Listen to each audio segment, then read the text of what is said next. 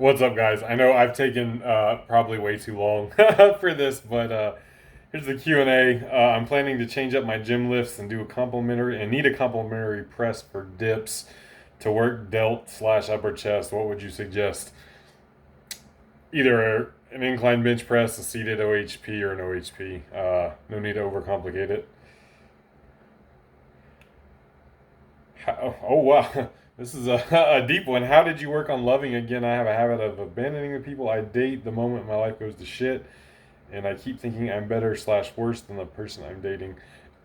It wasn't hard for me. I got divorced. Didn't ruin me or anything. It, you know, people are people. It didn't affect my capacity to love or, you know, be in a relationship with somebody and feel okay about it.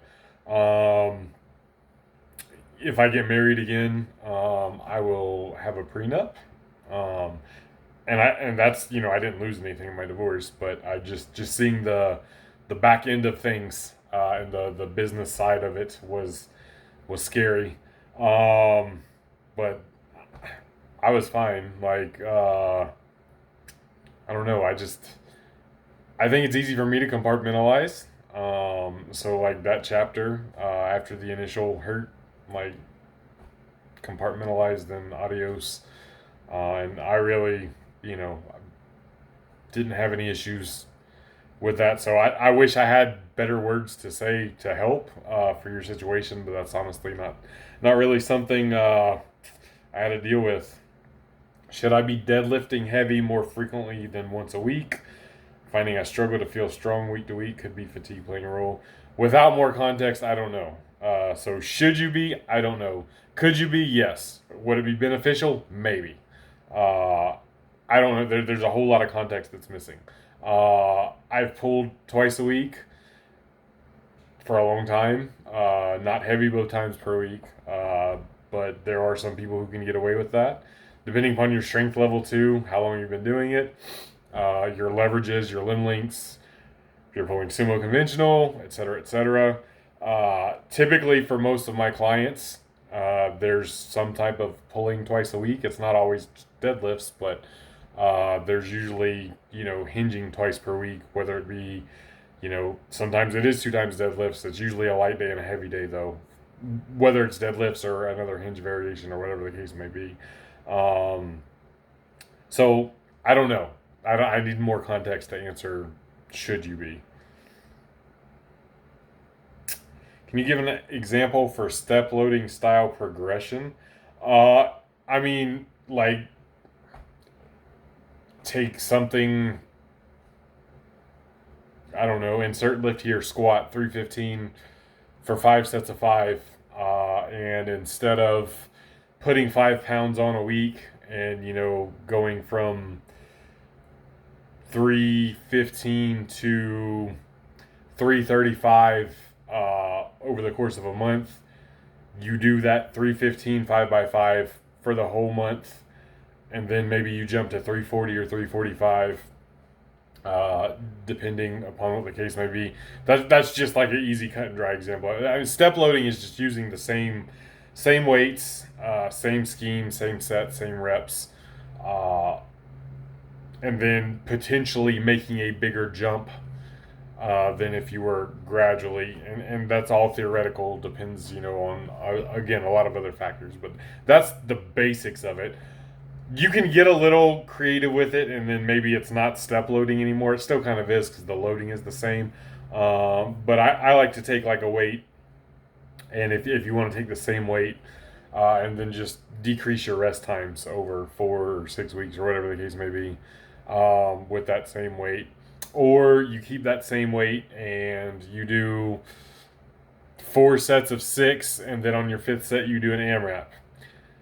Once my AMRAP gets to a certain number that I set artificially or whatever, then I'll make a weight jump, and then that takes the time out of it. Then maybe you're doing it for 2 weeks or 3 weeks or 6 weeks or 7, whatever the case may be. But step loading it's just staying at the same weight with the same sets and reps for a fixed amount of time, and then potentially making a bigger jump at the end of it than the typical like 5 pounds a week or 2.5 pounds a week if you got micro plates, or 10 pounds, well, whatever your progression you set up for on whatever current scheme you're running. You like tempeh, or I don't even know how to pronounce seitan, I don't know, or is tofu your preferred weapon of choice to trigger gym bros? I do like tempeh. I like tempeh a lot. Tofu just tends to be the cheapest of these, and it's got the least flavor, which sounds counterintuitive, but it takes on whatever flavor of the meal you're making. So, like tempeh, it's got a little bit more of that strong nutty flavor. So it's a little bit more limited in the dishes you can put it in. But yes, I do like tempeh a lot, and I do like tofu a lot. And honestly, man, you don't have to be vegan to enjoy these things. I'm not vegan. I still like a steak, but tofu, the macros and protein for the money, like that shit's dirt cheap. I think some more of y'all should probably look into that. It would be beneficial to your diets. I've been using your method of doing straight sets of 5 or 6 for 3 to 5 sets, and on the last set doing an AMRAP seems to be working pretty well so far. I've had an OHPPR, and now I've reset the weight, starting out a bit heavier than last time. I'm just wondering if you have another method similar to this one you use when it stops working, or you just run it indefinitely with weight resets. You can run it indefinitely, but what I like to do, you know, 2 or 3 times running this whatever rep scheme you're in, and then changing the rep scheme. Instead of 5s or 6s, depending upon your goals, maybe you go down to doubles. I really like doing doubles, and that's another one of those things I like, reducing the rest periods with a similar weight, and then doing an AMRAP still with that, and you're getting a little bit different stimulus with those doubles. On the other side, maybe you want to go from 5s or 6s to 8s or 10s or 12s, and again, same thing. Do 3, 4, 5 sets, whatever you want to do, straight weight, and then do an AMRAP at the end of it. But it's such a good scheme just on paper, regardless of the sets and reps, because you're getting those good practice reps. Ideally, these are going to be pretty submaximal, so you're ingraining good motor patterns with those initial sets. And then that last set sort of drives the hypertrophy a little bit.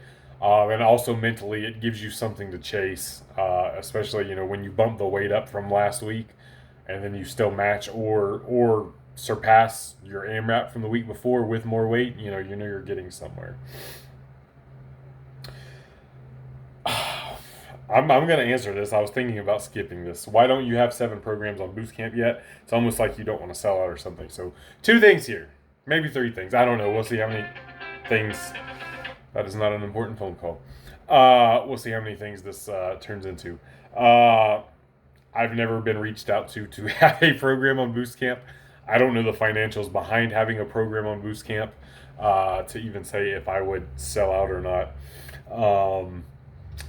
This is a career path for a lot of people, being, whether you want to call them influencers, coaches, online personalities, etc., etc. This is a career path. People are going to make money on this platform online. So, I mean, what is selling out at that point? It is what it is.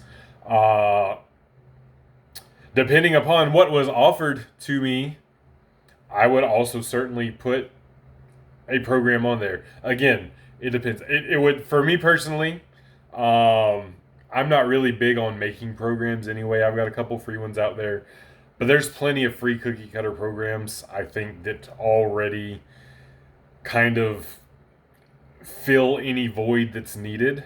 So there's that.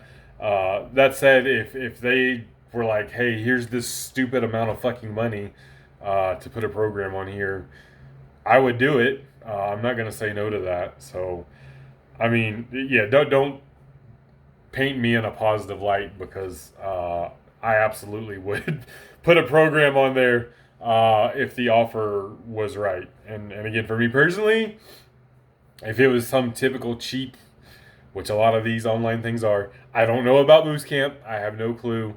But a lot of like these brand ambassador type shits are not not very good structurally and not worth it. I've seen how some of those work, and no fucking thank you. If I were ever to be on here, and even like selling a program on the moral compass of online making money, probably is a little bit more in that gray area. It's not shilling snake oil, at least. If y'all ever saw me doing that, just know that I am being compensated like more than my current salary of my day job, and I'm not having to put in any more extra effort. How do you stay on top of your fitness while having a family? I'm single and can't imagine it due to lack of sleep and all the other commitments that take your mental energy. So, first of all, I sleep very well. Me and my son typically go to bed at like 7:30, 8 o'clock. If it's a night that I'm not training jujitsu, still been trying to figure out my schedule with jujitsu and everything, and making that all work.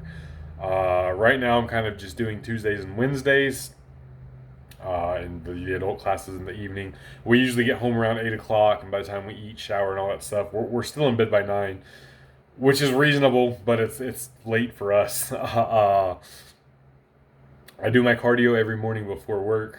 I get up, 5:30, and I usually get 45 minutes or an hour on the elliptical machine before going to work.